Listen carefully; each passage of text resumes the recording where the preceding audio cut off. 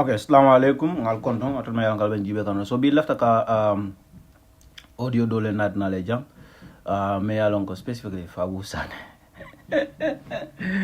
Guy na nyancho balanday no nyancho ko ade idea dole sir about what happened in the United States. Even though among evidence nadi ate ya start ka bulo chodi molla me yalon ko Allahu alam Adama na yalon muna na ka bulo chodi wala. But I'm going to bring you that here. And if I respond from Imam Daru when I respond. So those are the two main audios. Other audio will be combined, obviously. But I'm just trying to look out for something here. Okay, 1 second.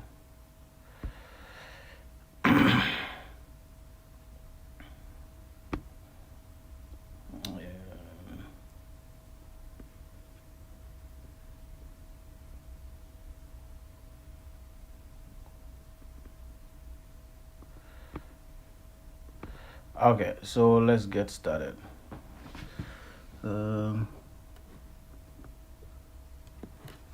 So first of all, I start la Fabou from la audio la then Imam Daru la response inana. So let's start with Fabou. Fabou said he has something to say about protest in the United States because obviously Barrow was humiliated in fashion style, you know. Barrow humiliated Tajele and then NPP will complain kende, but I don't, to be honest, 25 doesn't care. So alaikum Fabou Nyancho fans club al nalbadi malemu Fabou Sanneh be mfawala sistale no majang do sawo ko ndankola mu bari menket hawa sawoti ay kacha kende ke jang ay tonya kumolu fana fo ngaje ko audio lam yemem forward now bari abe kacha kan problème o men na menketa New York manya jawya men tilenta na banko la bunya place tiol la menketa ntafon la two brothers Dr. Samateh and then Dr. Ismaila Ceesay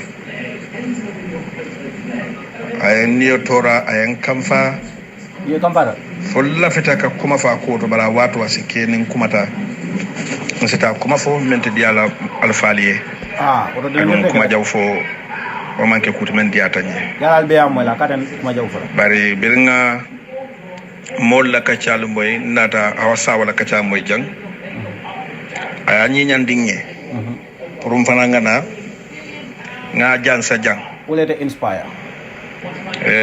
nga ayitande mol la ko be mo toñati wala mo mende be fam forcé wala dimanya la wala ma kalamta membe kering ila fitadron kayitande ko molo ka demonstration o kede nun to jang ya jamila watula ya jamila marlo ko no ton to fanam ba kelale bari moli yewul molo celebrate janne kabirin maral nya falinta bari mammem faham maral nyalle man kiliya maral nyalle kiliya baliya waya itande ko kudo ketanun kunu modo yewo ke kunu o be kalamale bari te men ko be kunu nim bi misal le tamantare kalama ite malo membe kere bara ye kukel ngolon jede bari jamabe je be nyim bankun kanjande be Gambia banko kande nu kabre ya jamala marlo be kere mo be ke ma kan moy mo fa malon ko Gambian ko le muti fan foka fan ka shute ko e dabe Gambia da tamandire nyato le fana maral nyambe be Gambia ka wato ka kuyate to len fadiyate ende bar birim bi free democracy nata rule of law cannot President Adama Barrow championship award will win kala maral nyala ala loi bunya afa la fam bunya ala banko dingol bunya biri yewaje ko silan woton to betul nawla bewla abuse la e ba abuse la nyaadi le democratic rights membe bulu kabirin Gambia la fo Gambia e bantala yake multi ka fitno kuma de Gambia banko kan bayri President Adama Barrow la sioni ñinantema sangi say njawon bolo kono among political prisoners soto among media or journalist prisoners soto among activist prisoners soto, and most of the time niya moy banko kam maral nyaaya tinna ban sakunda to kuyata jama ningi leka dunjona biri moje ko so sila men diata toli mba kelale mba fala molumane to nyalam ale democratic rights all sotole melon ko they are clearly stipulated in the constitution kayitande ko banku dingo e right sotole men diate yaitande memman die yaitande bara la filibante yabe damanto right men bal bulu atul kan nyinela ko wolbe mo ko tamul fana bulu bayre niaje Yankuba Darboe be sala Brikama area council chairman yala Brikama sato bo kam mano marché bo kam mano ado ne Brikama fo yeta sukuta yeta gunjur yek west coast bema kata fo la men nyiroto sukuta nyiroto iba tarla ko nyim kola akile wala ba beto Barrow the democratic right movement by he is an elected officer, he can speak on behalf of the people. Hanna ya tra umulu man kango dia la pride diamu wala do ko ni la sulo menta taw hatila bara si wala power use pour ka president ke akile nyoti akiti nyoti afitina nyoti kiti yo basiara ngul ba wala tana commande ke molo la menu nem be ngul man nyodam fenna akoy nim president nata America ala sifinta demonstration okay. Okay, yalam Fabou ya vojana ko diamo la starting ade kuma kata nendir gelate kuma jok kandi fala kodi albe yamal ala jabiro kanal because men ka jabe ko jabe ni ñin dulal fon so ali walla hakilo ma yirwa walla man tare kalama ado ñim Fabou Sanneh men ka diam de remember ñine men America ka be ke protest gi ñim Fabou Sanneh kelo okay just like CD ko ñim fon ñu la ko bala faldi CD Ceesay me ya lonko Freedom Radio officially report fonte bul Gambia CD baluta wala ñu struggle ko na jate ya beke menti wala ko kibaro based on speculation rumors akaw da mala report in fact lem pander la chief reporter ka number nga fo nyama pander la immediate assistant dia ni ba fala CD la mo be adel lo nyama je ide ya dia la officially honor bar mo le mol men suteje nim pander bo je CD la wala be lo rembi yo fana ka fo mo le janko ibe journalist o charge kan false information na kakata on media man dan ka defend asuna mo kono kara media ka defend and just come all remind ko is the same articles men ya lonko lual men ya lonko ya jambe ala remnant sol the jambe remnant barbaric laws men ya lonko ECOWAS fon yere recommend la pour ngé fali o kilingol nyan say bo lay use kan ka journalist sol kitinda so Momadou Justice Dabala case ni anala editor ni by the way bi fo ngajal ko yala editor ni yo fana ko yo fana charge so o mo kilingol kabrin jame jamano min be fight ka wala ñulti ñu manke moko tati kati mam mem faham ntolla president Adama Barrow ani NPP patio nga bunya ne horomo nga wala di Gambian kolla ani nga Cairo nin tenkula nga ni Gambian kolye bar ni wonte je democratic right men soto nga ko le soto okay bare ntolle incumbent adiyata ya kuatale banko maral kango aben tolle bulu ntolle se kukeno ayo wati ko man ka dikle ko ken ntolle malla faal wata tal wasla hanna alla right lem bari banko bunya kan banko mulu bunya kan tenko kano kan Cairo kano Gambia banko e wala nal kan menke mbukake bari silfo sonko the former chairman of Brikama area council ade ko Brikama area council ke jan ali yake kuo kula silfo la timole fisata 100% membe keka Yankuba la time albe ala silam ko do ye moyla ga be ka sirfo la time wala mo fisata Yankuba la jamano sirfo no Fabou kana ndi hamundi wa kana sirfo dumbulu sirfo la ko be mbala ware na amange ko ma menke mfe ko ay wala ke sirfo ma bore na sirfo yala hajo tinya ya bonna toki abe siren tuba ko by the way sirfo abe tuba ko abe Gambia because anyata la commission do la ngajele dol final yala no modo final dol ba ko sirfo ta commission do sirfo bordale no sirfo is there sirfo is in Tubakura sirfo is doing his things waiting awaiting sirfo is an awaiting malamba bala nyadile an awaiting witness sirfo we round la bi abal time o taga ba abor la bi damindo sirfo the last time I checked ali arme mako sirfo bi nga elect one of the red flags by the way nga mention personally about sirfo was nga select da my musofudu ay ma na sirfo elect drone karda o winner drone sirfo ma nyobru so sirfo ma na fa musu nani tiyola mari bang po musu sa So you cannot expect ko wobe famo be borla wanyama la kata abitamindo si way sirfo gwen sirfo ni abondi Gambia abitamindo sirfo is in Gambia, okay, and he will go to the commission. Okay, and let me just say something about this commission here by me kachala kamol hakilo bulan. Yes, ngalonko which one thing be menkela is definitely ibalo nako ika oppositional na elected official ke Kenya is not fair iko lon jela, but Gambian lefa frankly never, and believe me or not, I'm genuinely telling you ko nying commission kanata Barrow man nying commission Barrow wanyar in so many ways le Barrow la intention monument, it was not justice alafta masa kunda from overall nying alafta ministry li commission solo alafta parastatal solo la commission solo. So parastatal solo nte biri yoro fodro ngalan ko wol ibe kukela le kadulal prakas imaje bi Watson Gambia programme ni man fombe futano la jeba Watson Gambia several posts like be about Gambia Ports Authority la corruption. Maybe nyato diamo kono se domande nyambas no yel. So antomi ni wol bebe dunan wol kono parastatal solo malamba fala nyadi gamtel gamsal nyolu kata jana la to bodan kono social security nyolu wol be nyanta dunan nyino kono. So I local government tamindi bari ngalon ko mol men fana da system kono because itola ka sunyaro kan itola be official do itolle strings all pull somehow ya make so ko to kanake because to mila ngala masibe malo. So local government tambira ñun dula be na stock, but the Barola ila intention on nsafo ila plan on mende initially ibe parastatal so be ministry kala one by one. So you see, so in niajibe in another way ñing commission Canada Barrow man. What is coming out of this commission is not good for Barrow as well. Ikamolje ala official sunyaro of course mbe ngajale jan jonga nyol nim fenga jol be matal official jonga la sunyaro ibo nen sirfo comme wala kalamta baliala but wol bebe juma lega itolla. You go to KMC ala official iba sunyaro kanje transfer call coming ekamoje ya transfer from moitara ministry itandala ko Canada. This happen in all these local governments. Wobe itandala ko kabudule be nyama sakunda nyi tamadeka. All that does not show anything good about Barrow la masakunda. Nyin Canada Barrow man. Falmalonko, we have the same rights. And we have more resources to mobilize. Ala la right use. Purunga haramane wulindi West Coast muno bekang ngara Brikama area council. Halne army le kinanje tamol bonlano foni e modou fa ado. Gambia army bi wali ko di o manyal. Purga Gambia de wulki be kefa. Ibalbado gangalta. Lilla fita lokum nga sotoke nsi tabiro ke Brikama area council. Yankuba na la molum konta du naje. Nsi mara Brikama area council la for lokum. Ya mo sila aka mutini le foten ko because ni mu wolti. Ako mi da Brikama area council be mara la jela lokum katabirol keje. Yeah, well, like this NPP be in a propagate Gambia.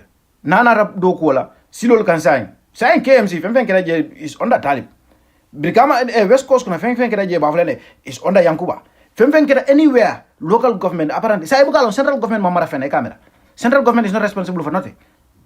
Yeah, well, sa afudata to the extent sa ekemira kudera la fonala.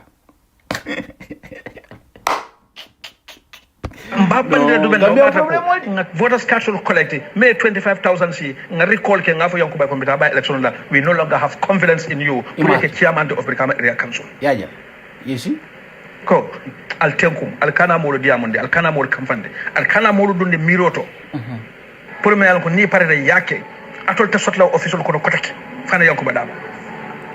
Fali malonko ale di same right men soto ngawdi same right le soto nale Dr Samateh wure albudata no makanen ñu yokono ale Ismaila Dr Ismaila Ceesay albudata no ma fali malon lilla fitam be benkere Gambia sata kono fana nga democratic right soto momo ni la alpha fintal se bulano nga wure alawa abe fintla la korda kono abe sata wonna kakata marse auto momo yi ba sa make sure na sim fintal la korda kono tan ne jila fa amrusul ko it's our right also.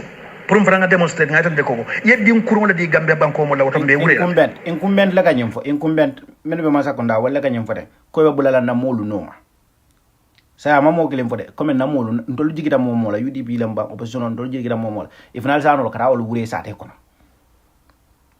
But our right to protest in Gambia wala man die ando ma Fabou fan kamana fo because ma la Yankuba yala mo be ala Yankuba man tasiri America malla dabla organisation on bari ngalo me yedimi malam famba pool no la because I think I even shared it on UDP online bandaba Yankuba ne I post dola se bari ngala video audio play follow Yankuba post kele what am protest was on kayta ndalla ko alla paralu ani la tia gasol wolbe Gambia ñundo mo America dalla ku no la je ñina ku yaade almalo ngawlo almalo kon sa keno la wati nko al tenkum al tenkunde alka men miran to la miro be tata wala nan nalta rakarte fa na miranya e ganye nyaadi na la miro men amana wala man hansa men malla mistake ko to politiko kono alka gelano sunyaro al tenkun al kana fa wa fa Gambian ko ko mo fitanton mate al manke keti ke ya taluto ko le abe nyim bankon kanje na man ku ke noje al man fembono Gambia banko kan molu mal suute o taymo o muso men finta New York ane o tewle men funta New York wala muleke kan king jobis mbe wala America ntole na be America fata kimma king jobis America le ni APRC nataje ya jama nataje aka compromise ala mo ngi kan men dal social media men dal Facebook la de ken ka compromise le aka ta kafu ya ala mo mafani kata ane kan ta lo ngi ko Fabou akata ne men New York mo le be dem okay Yankuba la pause fele Yankuba bring protest ning already I think this was when the protest was already going in Manila. This is about 4 days ago. You can suppress your people from protesting in the Gambia but not in New York. Your mighty IGP and PIU will not be able to save you there. Bravo to our brothers and sisters in New York. Mother Gambia is proud of you. Ngamere ñinem problème mo de ko do Yankuba fana la ñine mandi demonstration plan ko be demonstration kala ñine mandi ko nga demonstration ke America de kabiri ya jame mo konon ta fas fasilin ka kilin fa wurara kilin ma fitir ko la kilin ba kabira ya fa mfundita lan kama fan tulto ya la banko la luwa me fa adam baro mo fa Gambe banko kan ni kanol adam baro mo borndi Gambe banko la pour banko bula yeta si wula manso adam baro bakam ministry mu maw jube department mu maw jube ay mo konon dafa bo mo wonnen fen ay nyapa be kan kam da ko sama mo saloti ay be samba mile 2 family be New York ya mo ke Gambe banko kan ya president Adama na menam balanko karle fata frauto dina Gambia banko kan president Adama na menam balanko karte na nyim Gambia banko kan wallahi mo ki ta mo arrestant Senegal kono ya kidnap danki ya sama nanko kayro me be dalim be nga enjoy de alin kana nyo campagne de baraman ki kayro de ndol ngal ne membe kerinde batala be kering ndol be ko kono kabirun kunu ndol ngal ne botana damento atul mala ne botana damento wala nal mal tadlalo men ya lon ko botana damento kunu ndol ngal ne kata damento wala tinna APRC ko men be present ya jameno manu kunu biri ya je ko tonyal sabata sai kayro sototale democracy sototale duwa bunya sototale e ka men ni banko kay mantra fo e be ya jame ko mo fasa kay ila miro ni la jernya men ko pour kayro so Gambia e wakilte sonde bala president Adama Barrow ko so kayro ndol ne wala kafu nyomo wala kal fiti wala kamfa yalam Fabou fo nyandal no wolto ka rontal itene APRC tamanal ko protest balke America APRC le be jall bo le kelegan sa nata ite fon ye fon ni wol jet black killing that should tell you something kai things are not going good ntol manke ntol jawtide ntol le manke fitnan tuntide ma sibe ten tol ni tema de membe tol ni tema Gambia ba ko be ni tema be mo de ngoti nim benta kanto ko be la jernya men de ngene Gambia la karota ndi be nalale be ba do ko la kala jama salam nemo da manin kayro ko la ventura is not on ya ko mo ne marlo ke ya jamala matola ne wona ta sai wonyan da fitno do na so la Gambia banko ko manya la kayro so la Gambia banko kan ndol ko ne wala be Gambia banko kan kayrata Gambia banko kan adon Gambia kayranta on to mal la fula la fta kayra ma dafa ko banku din kendol men londo so men kam da ko Ismaila wol me karanto ke university to sanyi jelu Gambia dingol be muna fannala ko e kata man sakundale ye law londo tay Gambia banko do wala tinna media la non tan diamol men ka fo mbakany soto kibaro baka finti say o baka fo Gambia banko kan Ismaila responsibility ta ministry ta man me kulle man Lamin Touré abaraka baka I'm fine thank you.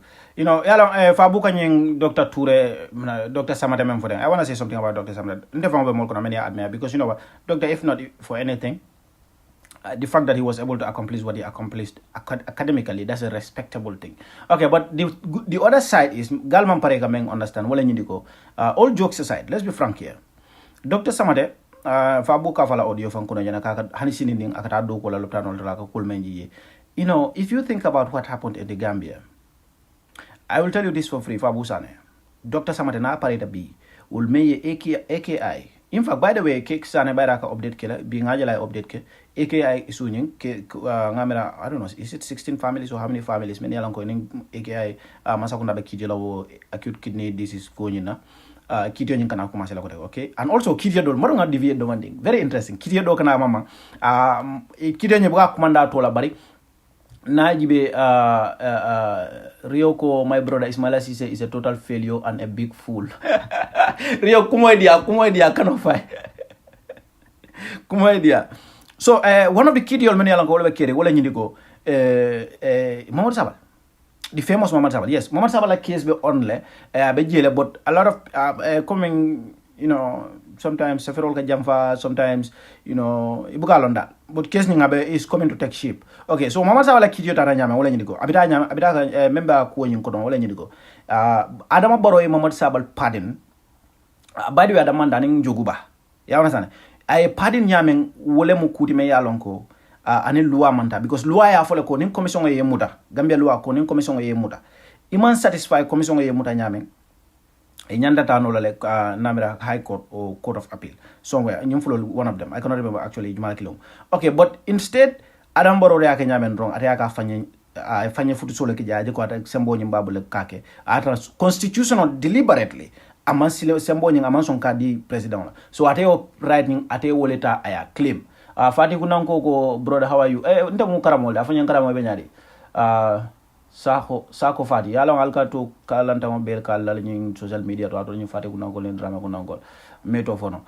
So menkeda, you know, so keksane kemesen malaning for concerned Gambians for concerned citizens bang wolle o ku ta ka sama kitiola. So no wakeda that means Mohamed Sabal lañu crib karabo be kere medala. Koto mama da defana dahal so ala kidio nying now winter drong Mohamed Sabal will go back to abenun dame ala wala mundi wala nyiko at a public place o maralano. So this is a very interesting case in as much as, you know, mbuka discourse back, but to just to tell you ko I want to report to you ko it is something that is out there and possibly I'll say judgment on within the coming months at a mail. Okay, as kuonyindo whether Mohamed Sabal ba Adam Barrow pardon nyamani silota wala fanin silomanda, that's something that's upcoming. Okay, look out. Kibaro be nabe man sakunda kono fone journalist on bortala ba nisura men ka be sokla on sura ta ngina atu fana dalbe kala banku din kenno da be sura la ngina ko na Ismaila jang ta respect la Ismaila ala man tankara jamala be Ismaila bunya lawdo ye Dr. Ahmad Samara to koma me alon ko na health sector I improve beyond imagination obukati na fango ay minister Dr. Bunda counto ay don sogiri rumo kono ay ta theater. Okay, this is exactly me for Kanko. Dr. Samateh, I understand what I can do with Gambia Loptano. Okay, Laventure, I also want to see this case against Mamadou Sabali. Yes, Laventure, if you want to see the case against Mamadou Sabali, yes, you can go to Keksane, Kemesan Sane, KEXX Sane, because at the phone Mamadou Su.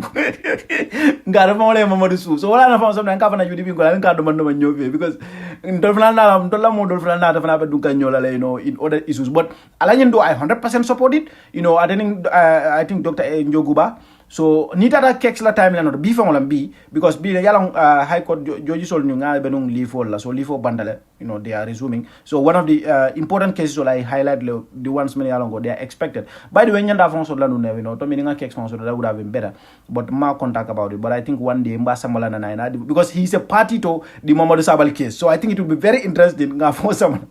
Nga fonsa mana na fo mole mun fo mata ni Mohamed Sabal la problem modi fo ka Mohamed Sabal kitini but in any case nin case ni now winter because Adama Barrow men clear wala ni ko Adama Barrow le Mohamed Padin albeya moy anda manyana kiyon loi ka manyana kiyonya loi ko anyana kala nyamen anyana ka nyame wala ni ko it should come from the courts. Okay, ni man satisfy commission la ban le or recommendation or whatsoever you should go to the courts, not Mohamed Sabal Adama Barrow wala I don't know, whatever, for parliament and for Adam Barrow. But Adam Barrow man yanto soro prukak. So Adama yo symbol ta dia fong la kade wol padin.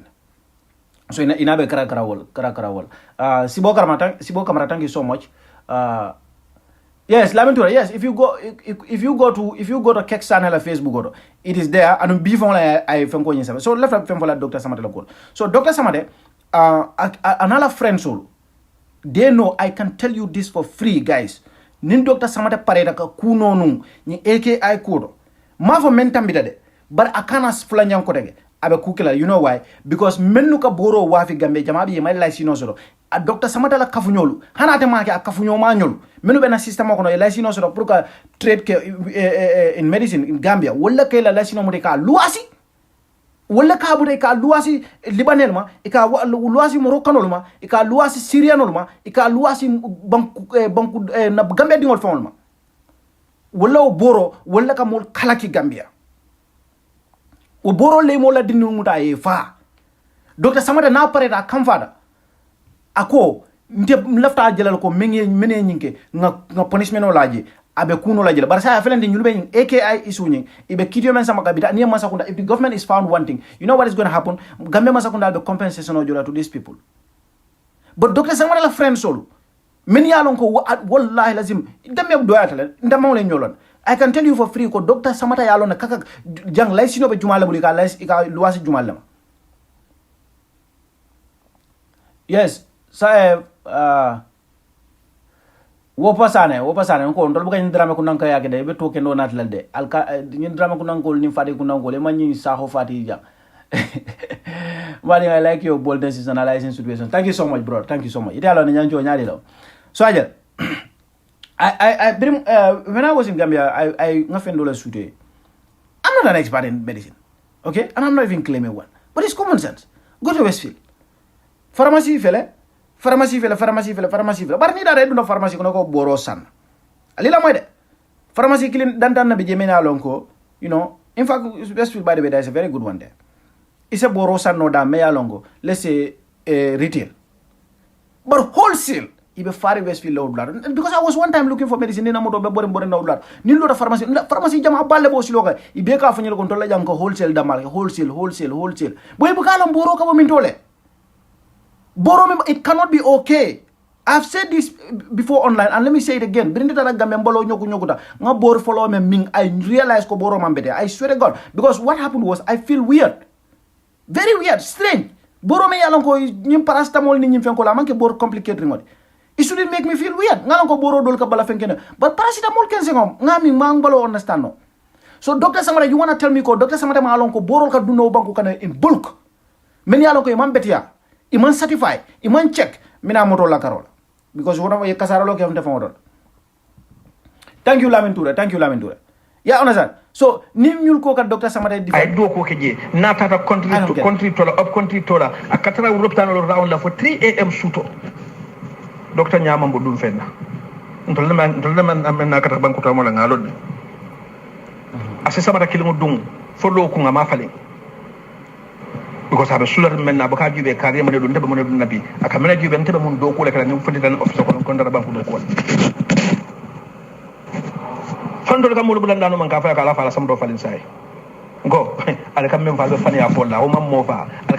Okay, the Fabou Sanneh have a story for Len Kafnoma do Kachala, Amamiba, Kununko Sudo. A quota Gambia Dulal to Malabemon Kuleto, Ila Hajolo, it including Kafutal of Tanolto. If Ralotan dolto, Akonyako, Nadula Doli Jamea, and Molka Uludo Koleka. I swear to God, Nimanka comment about 3 weeks ago, 4 weeks. No, science I'm calling it. Few days ago. You wanna tell me Dr. Samateh has the skills? Kamo safe wodular. In case of a complication. Because Doctor Doctor of Dr. Mamanke Kumaka, a base of a joran like a doko in a well. Boro like a LD. Just the mere commitment is not sufficient. New commitment, olam. I saw that person in young people. Many along could go to my TikTok. If you go to my TikTok, one of the first videos nga tag nga jela from you wado kono bring him protest be kering. Alhamdulillah, model taraje ya video bonena. I'm not the original creator of the video, by the way. Then I put my analysis on it, and then nga ke lay over the nga post on TikTok. The video is very close to 100,000 views. Molba sakuleka because no so be si kan ka fo glove kensango. Problem.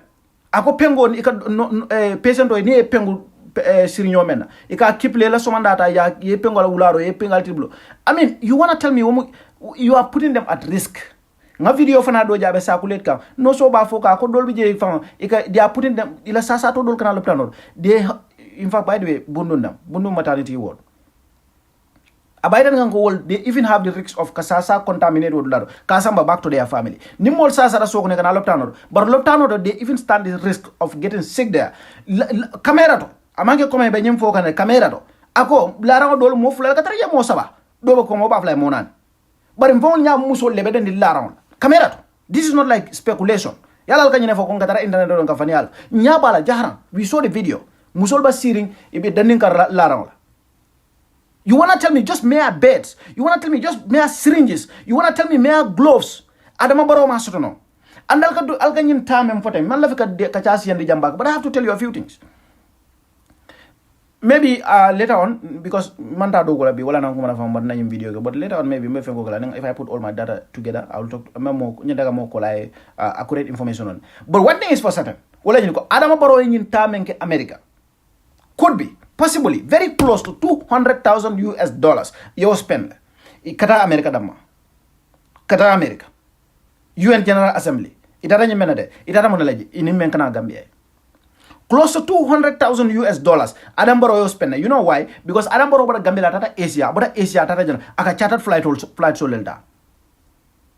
I'll call this person to confirm all these things. But men kera wala ñiko men Samateh wala ñiko mbengal na Gambia man national airlines da man bula commercial I flight so lelta bada Gambia tata Asia ngabara Saudi mala fa ni China ba de tata for New York. Just imagine han ka Saudi damma kata New York how many US dollars pleno.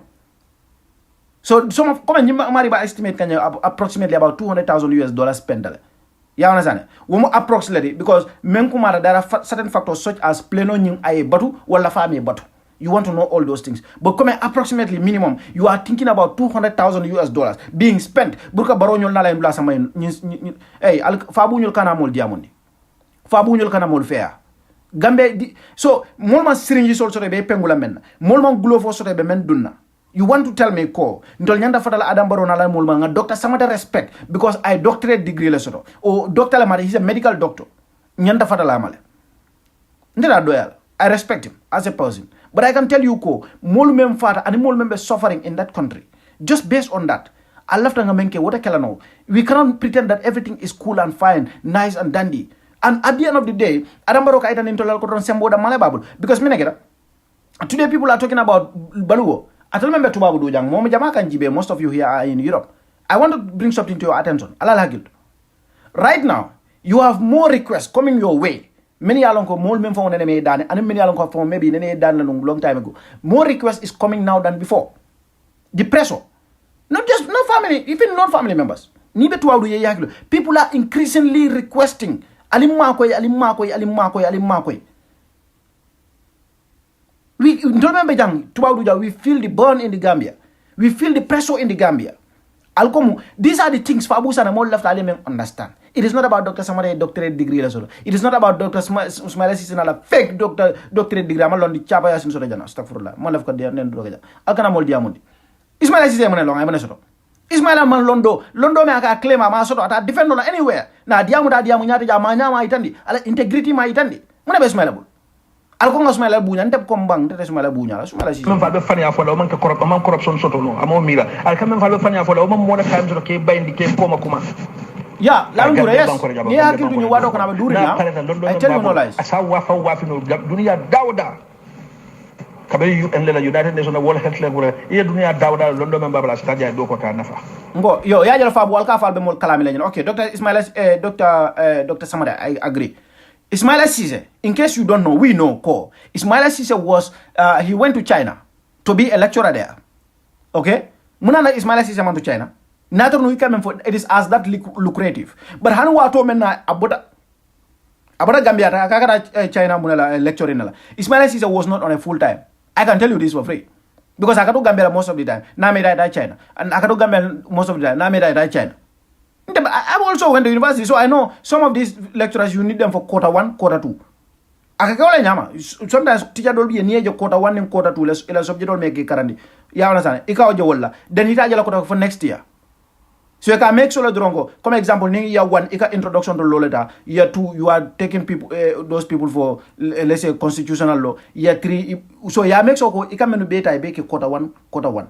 Don't be quarter 1, quarter 2. Don't be quarter 1, quarter 2, quarter 3, quarter 4. What can disappear? I'm full time also. Don't be full time like what day? Ismaila Ceesay to Gambia. He was not on a full time. So I'll come for Allah new fallacy of Kafoa, sorry, this lame argument of Kafoa, Ninu Mandra Dokola Gambia, Ibetara Blado Bebaluka. Ismaila Ceesay, why Catala Makino? Let me just tell you that for free. Catala Makino. Okay? But I'll be Hasidia Bulera. Ale bangu di yakano. Or Harasaho, Abaraka, Fabou FC Moro, Ala Baraka, Laftaning, Commando La Fala Ninkan, Ali Hekatu, Carunia Jacabin Coca Mandia Matumola, a boy just Candoman, Nadia Moka Watola, as Kanga Kumafo, mo so taraje men alon ka be suare nda diam kan wala bala sna ko mama jame illa me maska yo fole fam wala diam men yo par diam wato sital de amansi ha adu mi do fana wato sital nim mo le ferol dal kam pour ka jiko il faut bal slande dal ka tan dal ka dabban ko kam bal slande dal na la politique patio na la président bal slande dal pour 2026 sida al président candidate to kanalo al be fe Allah haninga be bañu be do ko haninga ben kan fi be do kono atul ya fa president araba rot lola ndol nga identify ko ndol candidate to lemo nabe IEC wala non computer nominate la atul ka al kata lola albe ko mata sem abinda hal fa ko mata aka mo d'accord e fan kan ko be siri res bono kono e ni be diaring e be domor dima domale balo be firnding e ko kuma sifa ko e ka fa president araba rot lola banko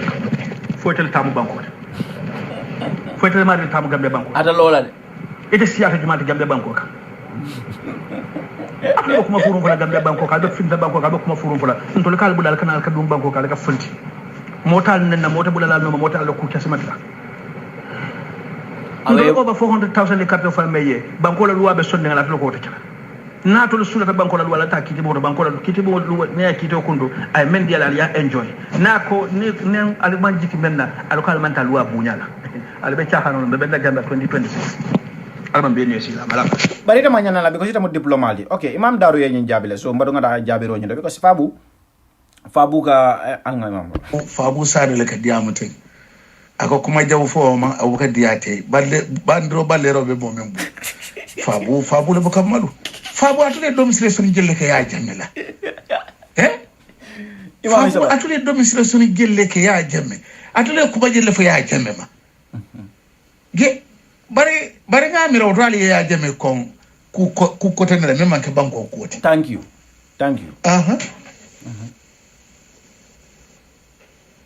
atule domicile jelle ke Fabou ñole domicile dole ya jamme la kuriyalo ñum Fabou ñole la kibaro network freedom ñol do dulal do tari yep Ismaila Ceesay mo la brodal de bi ba na be kambugili Fabou fara mamala mansila ka inke fonyo ko rokade kuma jawade bu kala fi kawf bandro ballero be bembur ndama moje me ban alfa ne wono men tambe da Fabou Fabou Sanneh na Fabou la bandro mem moy nendro mem moy nende de be Fabou bulo bal fu band mam moje me musul hormante men tambe da Fabou ma ne ba jelo Fabou atule si ya jelle mu America li domicile sono ke ya jemela kola e ko muso busila Fabou Allah domicile sono ko non ko dol galo ka Momar Sabari ka bane fanyi folo da bi ala fo yake ala keku ya jemi jamano fo falay balle di jumare kelata anen tangara man keleji falay balle anen tangara man keleji ali men ke odo wolu just imagine ko muso buzi mo ko bandula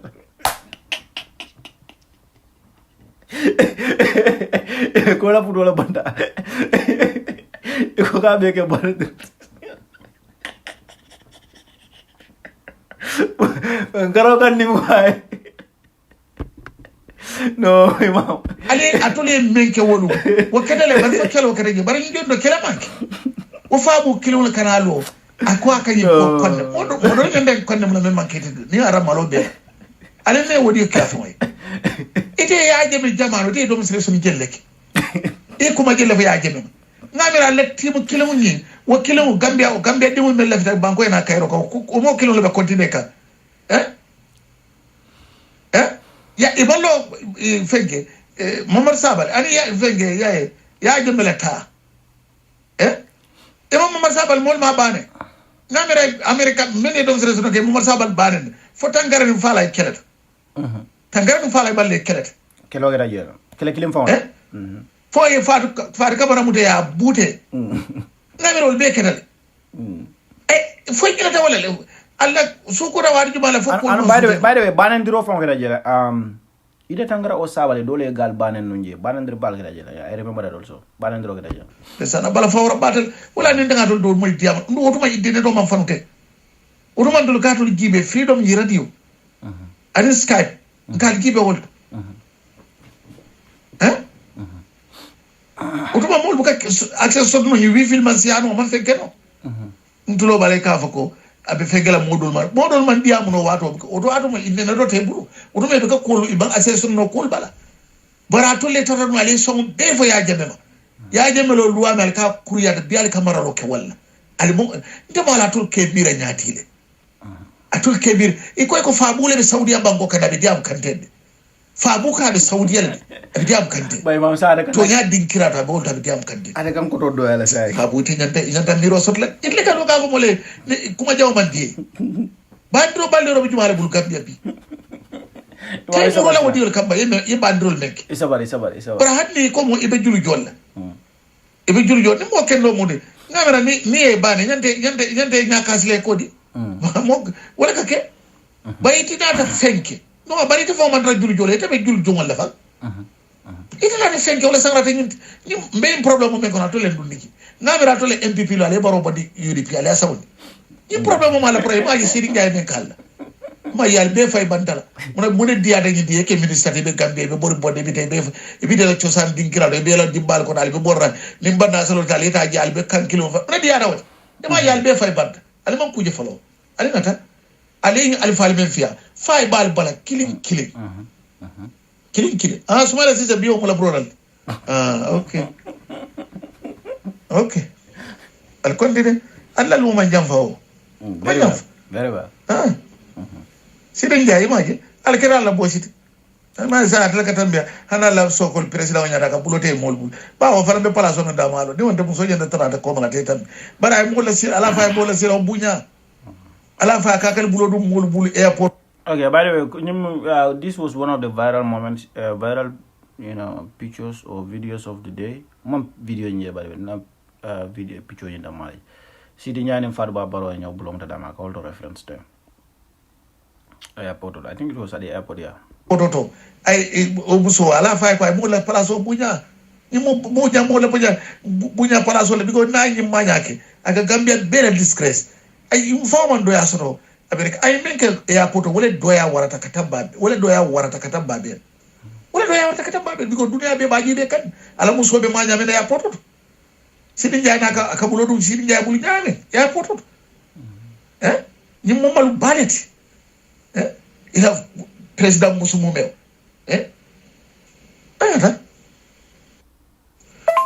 baya Fabou mfana mbota diamula oldo mabam bari Fabou be yinkarte faymen tambidate president election on yotuma UDP man dada soto lamin mane mal fokara programme la mayba fayamere ning aran ko UDP man dada soto no ni mewa carte fon biara aluma man jaay elemandi bar dada be UDP bulle say ni Fabou ñul ba ko ma kesse folla anno Sénégal mo tadu nawto membe je wolam Gambia dum le pare banko e finde okay because mo kuro ni na be nyola e ka pare la 100% bari carte wota sunya la Gambia ko tenki mok anno mo da ala IC badle ya 5 ans wota kala la mane o fola ko ni ano UDP ngol ko man as criminal ni ano tuté buliji ni ano ko man criminal carte o fayta dame a donta dum data ko na be dantela wolto comme son go nyula kenyamen abanta IC ni ano ya dante o somo sinini ko karkilin o mo la hajorati molbe parere na Fabou ba kudo da ma ko fanyoti kudo da yala kay men fonkete so manyim fongo ba sinda nyininka ko Gambia dum le nyanta karwa manya na kele la mirani la kilot Gambia dum la kante wala nyanta sindro kel yalo ba fala da be na fenye bulin Fabou bi jele ma ya ba fandun ka han kabi nyim be da la nyin kuma nufo nyin kamba soma afon ska afon la nyininka la da la jabir lati bari NPP te carte o manipulano la Gambia kote gata ken wala police station nanga mom be je wala be yatela anda fayta dawda sport county na wala be yatela andu data be UDP kol bule data sot le fabanta be data men be IEC bul wala be UDP bul say ete kuna la woto andu ejantol fankilo be bo bala diaspora leta ejantol fe mbata la Gambia no ejantol e manya men ken wote kala no diaspora mo le be pare le be eta ke ejantolti yin carte fayda la adama te lola ana lola fana la fayda tala ate lola iyalo ne banko be falinal gibe bay be doya men kono yin gibe ni namuso be manya men na airport to ke kanan kelsa la ni wala ka bulo du nyogulu ji dunia be jabal il faut de disgracement il faut de masi boti jumal na naka dunia kono dunia president jumal la muso na naka yin sifak ikatan bi Kenya to wala so kol bare kay fala muna na tikela bawo siran kan faniala ke sindige wala tin maji because to kolu kalama ne wonde hormone buja ñi manke commune normal ñi mu président siran ka be sir world dara na dawda ñanta mala commune président ka baña bara jibe bani ya podo so be tandika abe bulo dunda wani kele wani wo kurun la ñoti sara ba fa warda bak ay nga kas Fabou ba kuma kan sen fon la Fabou ñol be dame disparaître tale because ye bayle NPP be kasara kanni NPP be kasara kanni Barrow lo de NPP be burkala Barrow malo NPP be burkala te fam Barrow te lola atelo because it was lo nimbaro lota na maka wulta it was le na problem ko sota ko denji ali nga nyaka sula ñu be kuma kan sen fon la Fabou ñu be kuma kan sen fon la de aka ben fo Saudi aka foko ade malafika kuma jawo fo wolen de jakali wala ka kuma jawo fo ben tambi da Fabou la atiji okay Amidou ala fo ya Adama Barrow ay mistake eta Europe America be chahano la ni Adama Barrow ya singo dori Europe nte yalo nako kabo France sana ta fa kata France de ha Europe ton kon nano bele be benna France wonu ay nano wonu mo Adama Barrow ba America non man fenkalo mo chahano mo na ko Europe ala fa eta Europe yalo munem ñu ko NPP ko kana mo yap ni mo be siri Gambia ko no mo yalo mo ni stere so mo be siri mo be tankun dim because of munem mo ka Gambia le mo ma lef ka ku samana na banko ka me yalo ko amanya na ka bani ko wala kumandi I can tell you ko Europe yalla ndala financial America na ta janga si duno ala fa kana na janda to Gambia ngol be siri be batun kam Gambia dol pare ngol be siri dani tol bolona 2026 alma ale be mi sial mo le bañu yara fa ñu be ta siri kam male men keta 2021 wala banda wota kala Gambia ko tek mantral la moy la Ousseynou Darboe la mantral la moy la Baba la fenkela mantral la moy la hani mo la 2021 tol de bata ko non tol bi tol be bata men ko Ousseynou Darboe ko bala sofna nan tol mako tol Ousseynou Darboe den ta Gambia la na jala ko e nyafa na tambi ni kay ko tambi nyaata na carte fay this I like this mentality. It's not about Ousseynou Darboe when it comes to certain issues. You need to put those people aside. Apart from party leader, you don't expect those people to come and salvage your country anymore. Okay? And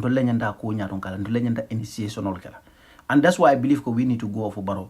Make sure protest not just for party. Party manyana do na belam. For ninki be daoda, it should be an obligation on all of us. Party aside. Party is not important in this. Halifa Bondije, Darboe Bondije, forget about Mama Kande.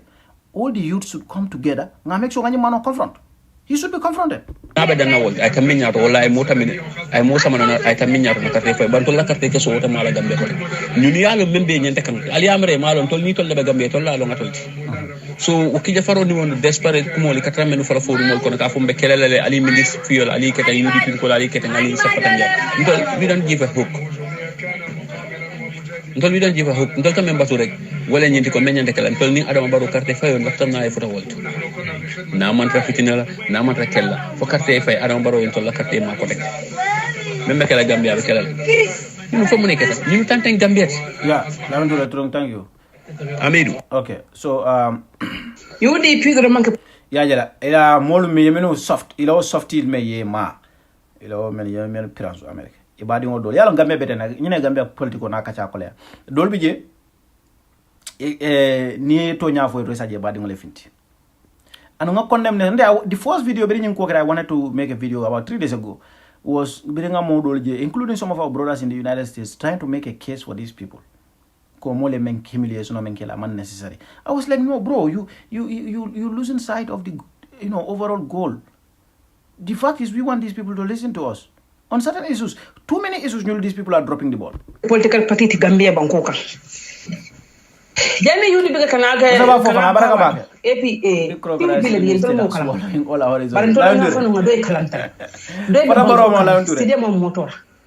Halifa Salama motor, Imam Mone. Halifa Findagana. Yeah, Galo Nina go fail because Abe Halifa motor, Dr. Sen Halifa, they are not in cooking in this case. I just want everybody to see through that. Golmanga cooking. Halifa Europe I understand about political tola. Sorry, about UK, I think. Another meeting also to Scotland and mainland England, but I don't even know. So Dr. Ismaila Ceesay and Dr.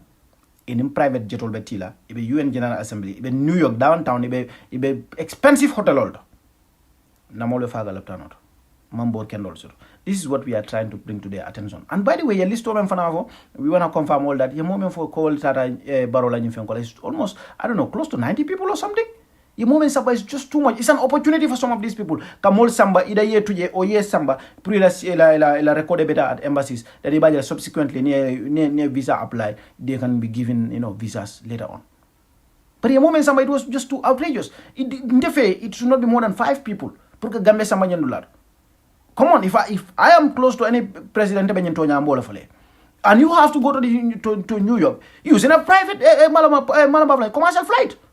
Private jet lane, unless and until the only exception can be Gambia function national fengos airline also function flight also pro president but no man sort of pleno luas hundreds of thousands of US dollars no mbadi omuti yarod ndata la masaka wala I swear to God apati dingole nim momo e monem be mom apati ko usenda ofinda ko I bring this government ungovernable mbe nyimba ko sambala ni government o sambala and I wolek adeki ka wala adam Barrow be sirnga bala faso to yaka laventure am fadanga nyim moyle but na moyle ko to his disappointment he was snubbed by certain people. I don't have confirmation but ngani na moy about it na lon ko hakil si tarano je tumando bado but na moyle dol bato nyekam Facebook ba ko ya snobble ya bon yel kirim kra bar Allahu alam NPP ngol da mal lalong munati ne ka nyedol tay kol bula deep fry kono ka dol tay kol bula jisuma kono ka dol bula jise kono ya famle NPP ngol da mal lalo tul kila kul ke nyaa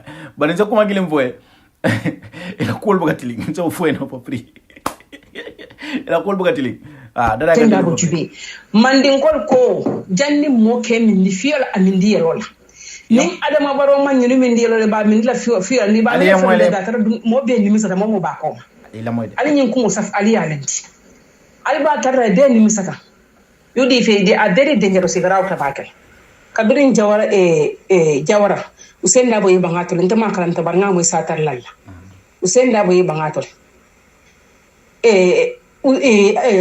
ya jaminata ani wo fana yakate na iba wo fana tol ya Adam Barrow nata abe UDP akala political fala ay ko be kay hormonu dunya bis anata ton amrun to fanan kan mannin kadima ba cele kan Usain Darboe ta mu Gambia te Usain Darboe lafta munila Usain Darboe ni so Gambia ko Gambia dingol manyan to mi ngaso ga talante. What I want you to know here wala nyindiko mandala audio la banna because I remember I think it's garbage come ba suku kanne that part jani mo be min de fiola amindi yelola ni mo yemindi fiola nga ga fulani ni mo yemindi fiola amindi yelola. That's it. So that analogy abole ta kan ka flip ka fo komengo sorry that proverb ko le ta ka fo komen ni mo inyate anyate ya wana sana so komen ni mo la fe nyate la nyate jana be nyade ni mo ka be fala fa jana be fal so this is dangerous albetu lo be la muso la fa woni de I don't want to continue with this audio.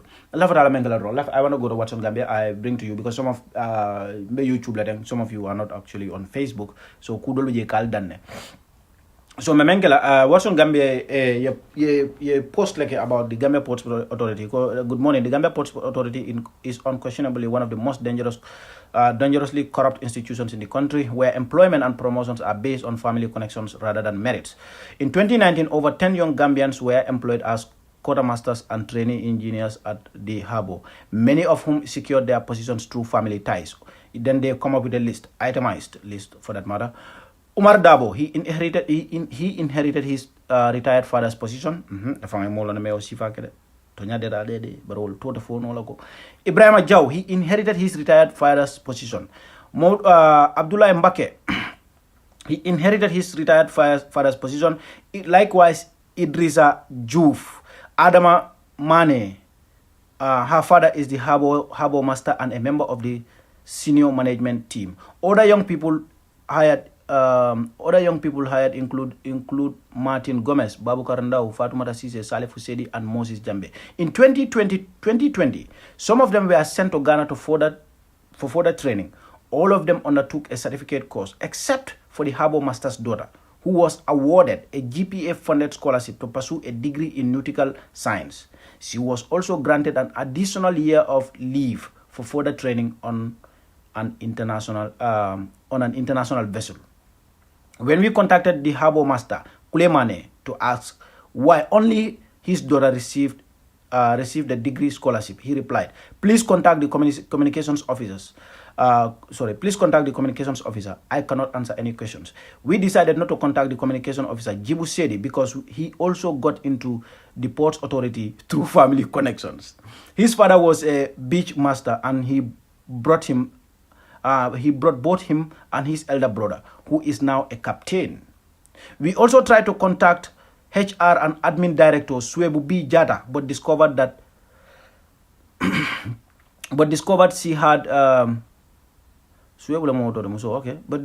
had similarly arranged for her daughter Adama Jata. After completing grade 12, Adama was awarded a GPA scholarship to pursue a degree in shipping management and logistics at the Regional Maritime University in Ghana. Upon graduation, she was immediately hired and appointed as superintendent of the container terminal. After 3 years, she went to Sweden to pursue a master's degree and was subsequently promoted to manager of delivery and documentation. In the coming days, we will reveal more detailed information on the widespread nepotism within the Gambia Ports Authority, where some managers have over 10 family members employed. The same nonsense is happening at the Gambia Revenue Authority. This is why unless we unite and dismantle this corrupt system, many of you wasting your time and resources defending the government will remain unemployed or stuck in jobs that pay less than $5,000 per month. Let's move beyond tribalism and unite to save our country. What's in Gambia? So, but after making this post, they came back to Seko, following our good morning post about rampant nepotism at the Gambia Ports Authority. We've been inundated with messages from current and former staff, as well as people who were denied jobs or scholarships because they lack family ties at the GPA. Should we dedicate the entire day to sharing these messages, yes or no? So I know overwhelmingly people will be like, yes, we want to hear more. So as a result, they kept stories keep coming in. Okay, so they continue on a few hours later, about 3 hours later. They said Suebu B. Jata is the director of human resources and admin at the Gambia Ports Authority. An insider revealed, quote, Suebu's only son, Abdullah Jata, was employed at the Gambia Ports Authority and he later traveled to Europe. The Gambia Ports Authority was used as a gateway for him to travel. Her daughter, Adama Jata, was sponsored by the Gambia Ports Authority to do her bachelor's degree in Ghana and was later employed after graduating. She later went to Sweden for her master's. Adama's twin sister, Awa, is working at the Gambia Maritime Administration, GMA.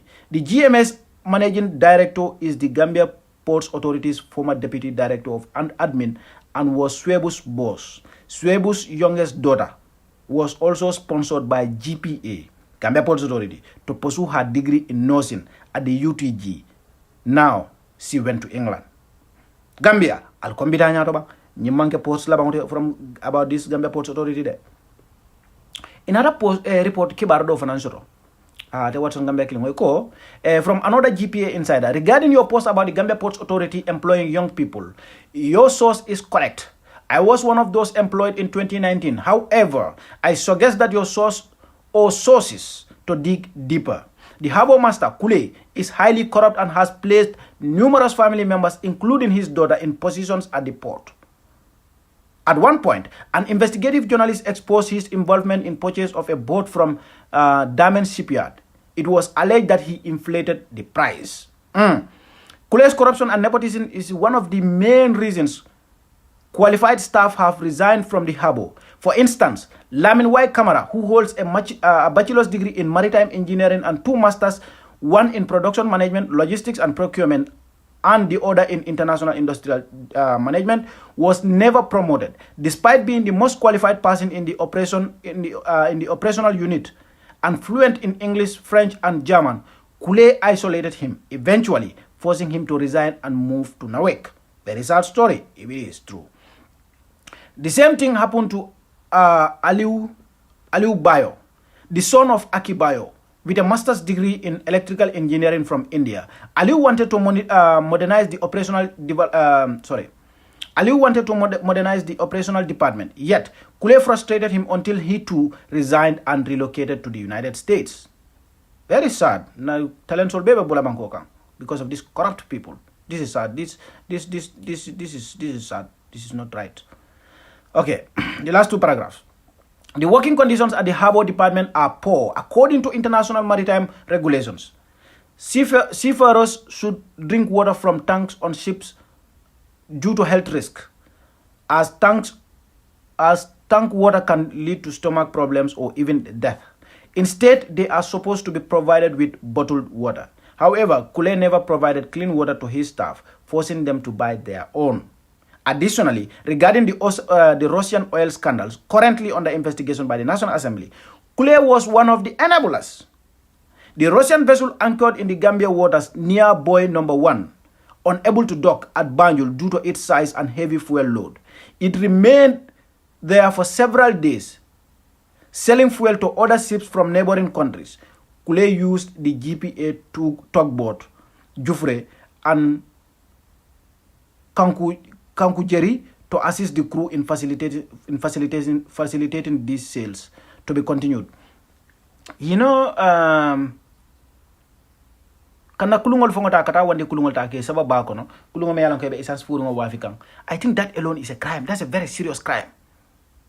That's a very serious crime. You know, one of these scandals at the Gambia Ports Authority, or let me just say, one of the direct theft, they are milking us. We are leaking revenue from these ports, is that habo kulungol container jindi dame and kulunka dandame and container kata dame yo kontrako di molla. So it's not like the normal yemel londron kulunga na ro sembe bagasol jindi no masakunda yam kontrako di modolla.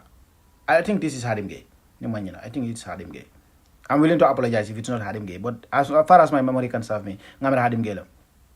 But no one I will be very proud to say I'm sorry. But it's a private citizen, one of those people, la controversy kira ye kontrako di walla woleka kulungolta aka bagasol boni yeke sama port nkole dulado, which is about a few, several hundred kilometers, 100 meters away, anunka jole. So no wonder femol menga ji Gambia say is too expensive. And coming back to menna topico mba close la damendo wole nying fuel jawoti. Nying fuel jawola ko abuka kacha bake. Adama ronte ma hagotuye. Yen tora alama ala ye tora in that regard. Alama ye fanang ni retire ye moto dila beka pan. Alien tora, ale mol tora and nying ko buka.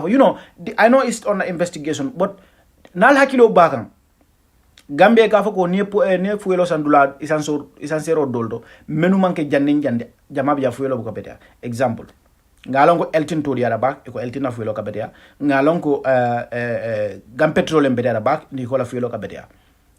But at the time, I mean no harm, I've defended Jai Oil here, but Tonya mention bolo for that. When I was there, Jai Oil Tomandia.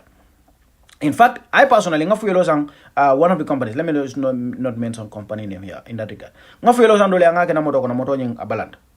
No problem monsuraka. CC, blah blah, motoka hard start, dinner. Then you know what happened?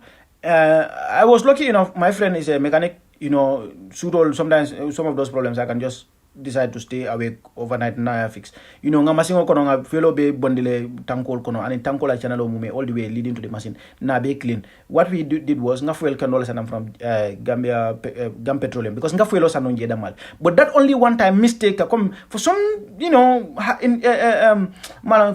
for some reason, one reason or the other, I was running errands to an extent I felt like I was so busy to go to Gam Petroleum all the way. So na fuelo sang at a certain place. Mukasa nonje. Because I was told, because even my mechanic told me, I have namol jelamena lango ikasa ibulu ikapan. Instant, jawel fule yake motoko na ibala.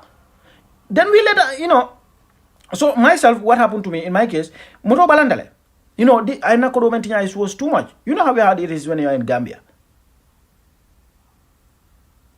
I had to, at the end of the day, I even had to sell that car, get another one, to buy another one. And that another one, I am sorry, but the same problem happened as soon as enough kajeko, maybe a problem was solved, like I bought another fuel. I start having problems. But in that instance, can you remember as soon as fuel change, fuel system on your tanko be fita all the way to the engine injector katara damendo all the way to that. No be clean fuel can okay, motor hard start dinner yes, but bira malata dro abanda. O fuelo ndi touring or remnants all member engine okono briwol bonda o banda moto yin started going normal rhythm moto man problems rokoteke. And I was about to buy very expensive parts because I thought injector problem will be like a kono. Dolbafle pompo yamra pompo manke problem. You know how it is in Gambia. But imagine we just cleaned it. Nyele fuel katibalo bondije. Then wala na bring a story fin I was like, why isn't everybody not jumping on this? Nyule mol men kasara Gambia. Yamra mol be understand ba. Yala wala na moto buga me Gambia. Because the ordinary person is not going to GNPC all the time. The ordinary person is not going to Elton all the time. You expect to buy fuel anywhere, just in that jibela drunk or maybe price influence the money. But in fact, some of these people tell a fuel or dakadia. And obviously, people will go there to buy it. Ya kila moto kono, moto etinya. Adambaro anu aka pollution o men cause. Hani moto kerol men alkesan Europe jang. Nali yesambaje aka munega aka mela janaka tinya, okay? And to atul mala on maybe jangal kono to dia. Ne moto se la kodola, you know that you spend your hard earned money. Please, I was there for 10 months with my car. I'm telling you what I know. Be strict with your driver. Especially for personal use, kana so itanya isan zero anywhere. GNPC wala Elton. Maybe another one is very clean. But if fuel caribalo me bango is just too much. It's just too much. And who knows? Nyilmung iman sila alala. Nyilman sila alala iman sila fenna.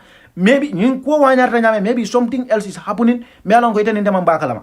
So stick with GNPC ngawale lon nung ko bedada ning Elton. Most of these people fuel caribalo. Ale mola motol mentinya anu this is very annoying. Ale tinya rol ning kasara lo menke mole is too much. Ndaw den tama yam billahi wallahi tala fatu ba Barrow Adam Barrow mayam fam alama nal boday place re moto masakunda moto diala abeka pan alkala kodo na retirement kodo me wadi ya dunle moto dama kundo ale mo la kodol kasara 15 fuel card balo ko dum banko ka don nyandan tol protect la you made us vulnerable to this kind of nasty fuel me ala ngama bede neke moto ko no dron moto hard start ko follow start ka dila ite fam buka understand moto kendo ka aboni na Europe jane yafuta fat ikaja moto ni a start aka start ka problem odila ikaja ka hard start so dena namala na me dron at some point ikana jeta fida do maybe ko la pompo man problem pompo la ka fayro ke nyame wala victa itete nyum pompola wala dul ba fa ila injector long injector falling I mean combustion the process just the basic science combustion o ka nyame ni fuel has to be there. Every fire needs fuel. That's the fact. Every fire needs oxygen. That's the fact. So the absence of fuel cartibolo, combustion process will not be completed, and therefore motor temalala. Now is going to be a problem because the fuel quality is lacking. This is basic science. Basic. Fuel on human bedia. Alka fuel cartibolo alka wafi molla banko kam. Ale molla motol mudaliye be kasara. Mala on limem be jannak itla moto ka fuel la Gambia ibe maintenance la nak ala ko kam bala fal. Some of these things maybe you will go there and learn the very hard way, but that's the fact. Mokana so ila moto kono ikada fuelo just randomly. Yes, sanyambua baraka ba. Ikada randomly ka fuelo sandro ka gela moto kon. Itela moto onim problem sifa kana you are just waiting for a pile of problems. Piles. Ibetara jele ko injector le ila injector mambeda. Ibetara jele ko ila pompo fale. Ibetara jele ko ila nyum fuelo they will tell you all kind of parts, especially relating to the engine. Some of these things, imagine an injector me along ko fam, if you are removing it nim mechanical me ga skill so wala ka kala ka sere nya because it's an aluminium. And for most vehicles. Okay? Or at least a delicate part me along go. Na aka fuare la maningo la membo aka fuare. Na fuareda, what happens? So that means ila moto better ate duna engine ko na CGI sabade. So felo be liklale o hanaton fonyon dinne ka findi jedro ila moto la kuma kan be falena la by force. It's crazy you le men kasara lo men kemole. Hey, al Dr. Samateh ali boo. This is what I'm trying to say. Ali boo. Nyile na fulo men kasara molie. Nyile tinyaro men kemole ani family member men fa mole preventable death. Doctor lo rejana for Facebook. Doctor, mbeda nyamen denga tembala, but defibrillator. You know how soon it's gonna take me to get a defibrillator? And you know why I'm telling you a defibrillator? Because Doctor a young person, I cried for the boy. I know what he's talking about. I've lost both my parents. I know what he's talking about. It hurts. It's painful. A preventable death. I'm asulata borome na luptano amaso. Atifamu doctor rote. Mafo komenga any random doctor role marifon. Asulata ka doctor borome nsuro amaso. Alafa ka afama landi no lara omenga amaso. Defibrillator pruka ka afama makoi amaso to no. May moment kono ja nimfendita. I will just have to turn left and in 10 meters defibrillator bijam. Jamanke loptanti. amanke luptanti just an apartment hada bani wulbe sabe hada bani wulbe da kayta ni lako hada bani wulbe dame do defibrillator modo lamoto fonkono defibrillator be jele Gambia lockdown do defibrillator kamangi badi ngol na ni ko alka signul ka fale ko Dr. Samateh almanya na ka bu I'm like no Dr. Ismaila Ceesay ala tapu sorry but metaphorically ala tapu physically alkanama because man sa jamano be kerem bi e kara mol sitile ngide sindit black but no those people, Kamenke is not right. You remember caring them, go and ask Dr. Samateh Ceesay about it. Even though Adama medical doctor, he's going to tell you stories. Can you call defend?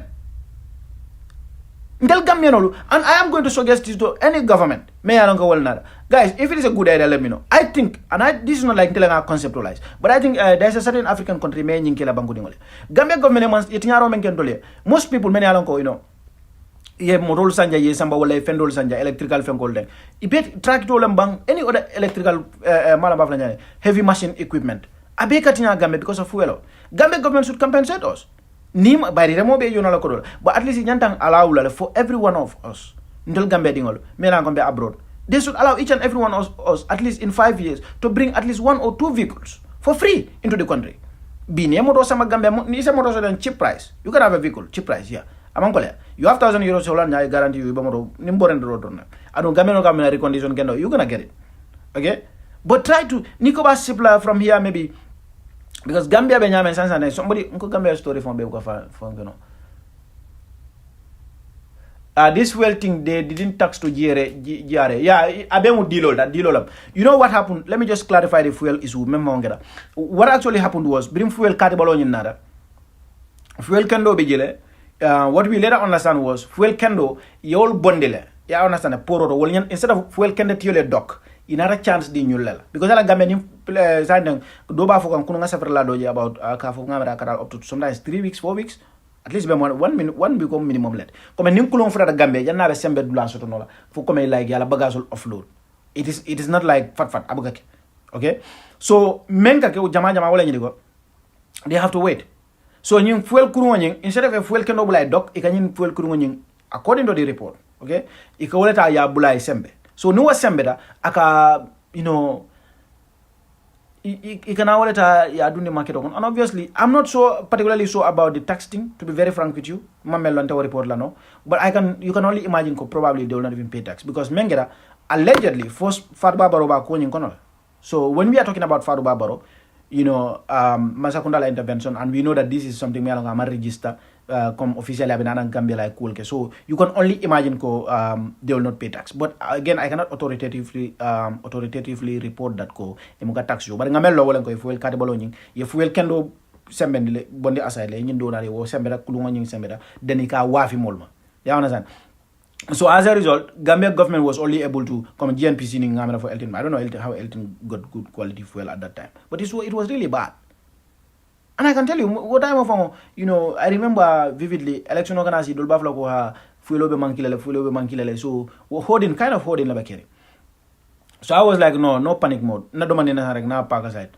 You understand? Some BJ, mfawe use banda. Then I went to fuel at a certain place. Yeah. I remember, GNPC round GNPC, I think it was available, but round it was like massive. A monkey talent, come la molbe supply on Adican. So, but Nana, it was just incredible. I couldn't take it. So, thank you, lazy down and how you can cut an hajula, then come in dosa. But it didn't end well. I mean, a number of massing fall. But at the end of the day, so this is what was happening. So, this was what was happening in with regards to fuel coal. So they have done all kind of nasty games on us, but Ngamenyum fuel co is one of the most underrated issues, underreported issues rather, because they navel kasarola kemolie. So in final, I think the government should give us this opportunity. Motol sange samano Gambia for free.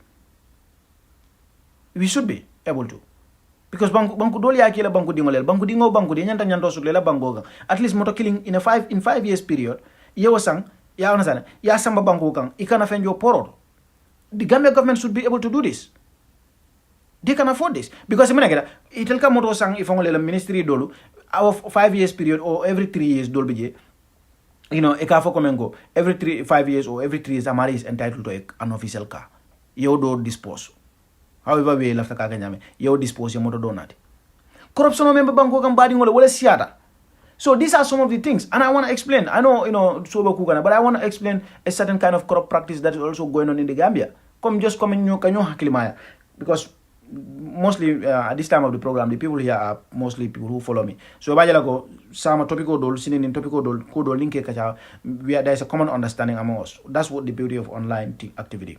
We are like a community, okay? So this part, I think it is important. It's important in the sense that then you'll understand Ninka Kudo report, we may not go into some of these petty details. It's not a petty thing, but come and kubal boy and remount boy and you can get petty let here understand. So one of the things Mayalango is happening there right now is this issue of procurement. Okay, so what's happening with the procurement? Sunyarol menka procurement. So apparently, the government Italia menke wala nyindiko. I think they feel like procurement official taki janjandi dula biro. Procurement all of a sudden it has become something like a lucrative job, mulka study everywhere, left, right, center, certificate level up to the highest level. People are studying. But I don't know, maybe some of us here in the diaspora. So because I have always said this, I am inspired to keep speaking, regardless, political and about government issues, because maybe I know about things that I can report on, or I see things that I can just put it out there. Maybe many hakilo so because they karangolake or maybe just comment, they have the wisdom, they can chime in and just give them hakili kendo. And that's why I'm saying something like this. So apparently what happened to this government is this. They came up with this idea go sunyaromen dolkake, one of the ways Pruka stop will be procurement officer lafa.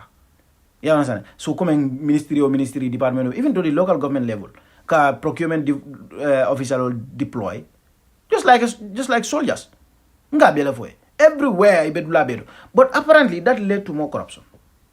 It didn't reduce the level of corruption within the government. So I think that and many along you have the knowledge. You need to help these people. They need your help. Through your writings, through your academic writings, through alkam several menki newspaper do and alka several menkala Facebook. I am not a specialist in commerce or procurement. But I think they Yahakilo need jail, because if you think corruption, or one of the ways to stop it is to make sure that because corruption procurement like Masibo can jail. So they wanted to fix that by bringing more procurement officers. But more procurement officers, wole not Masibo found.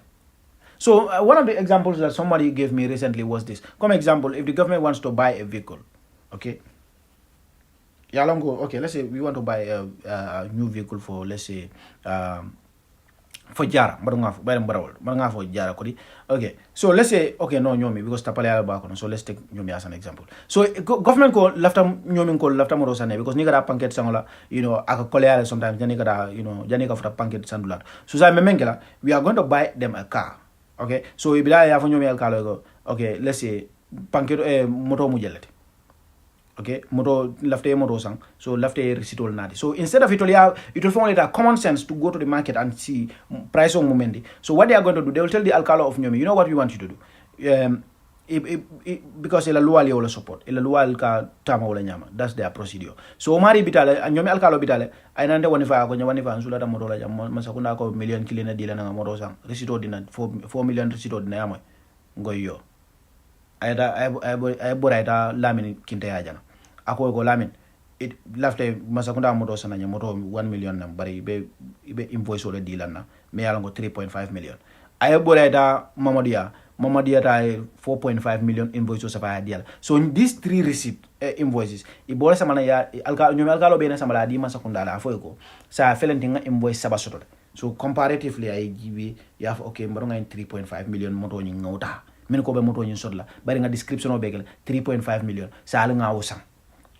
But remember, the common sense would have been ko masakunda nyanta folal ko mentambira nyanta okala.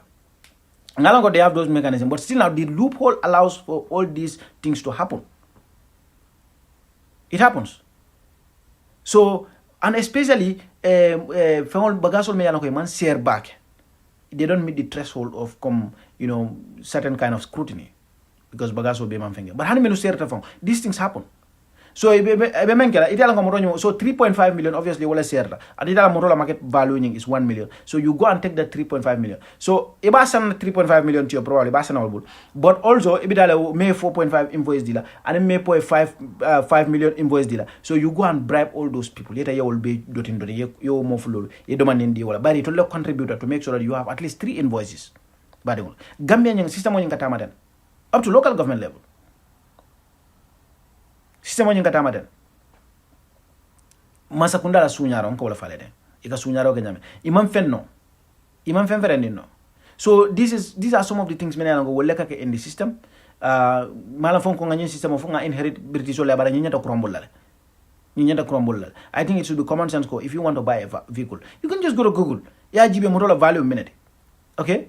And by the way, I'm not talking about communism or socialism or anything. But come on, I think government should take a more proactive role in procurement than kafu drongo, eba ko be to la private individual level. Many along they are going to be, ebe taraka sunyaro ke mole. You leave these things to these, malambafla nyadi, private individuals. They are just profit driven. They overcharge us. Gambians cannot afford these things. We cannot. We cannot afford these things. So, one of their ways, this is one of the many ways in the system. And it is becoming, just too much for Gambia and Gambians. So, my video, this was not very much planned. But